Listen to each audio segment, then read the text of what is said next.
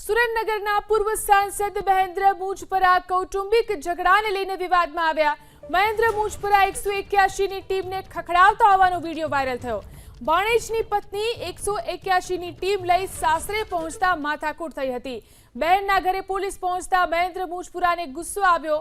અભિયમની ટીમને આપી ધમકી, તમને નોકરી કોણે આપી? પૈસા આપીને નોકરી પર લાગ્યા છો। પોલીસે ગેરકાયદે ઘરમાં પ્રવેશ કર્યો હતો। કહ્યું મહેન્દ્ર મુજપરાએ મારી બહેનના પરિવાર સાથે મારામારી કરી। મારામારીની જાણ થતાં હું તુરંત ત્યાં પહોંચ્યો હતો। પોલીસની હાજરીમાં મારી બહેન પર હુમલો થયો।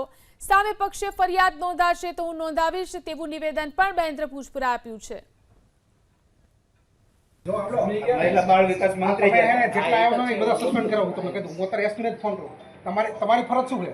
સમજાવવાની છે। અમે ઘરે આવીને સમજાવવાની સમજાવવા આવી રીતે હોય। હું એક આનો મિનિસ્ટર મહિલા બાળ વિકાસ ખબર તમને તમને નોકરી કોને આપી? કોને સિલેક્ટ કોને કર્યા? તમે કોણ પૈસા ખાઈને સિલેક્ટ થયા છો? પોલીસ મારામારી કરે ઓલા 181 વાળા પોલીસ વાળાને નામ લખાવજો। હા એને નામે લખાવો અને હાલો 181 વાળા મુજપરા સાહેબ આવ્યા એને હાથે વાગી ગયો ઓલો માર્યો। હા લઈ આવો જાની લઈ આવો તપાસ માટે। હા લઈ લે કોણ તમારે બેન તમારે મારી અલગ તમારે જો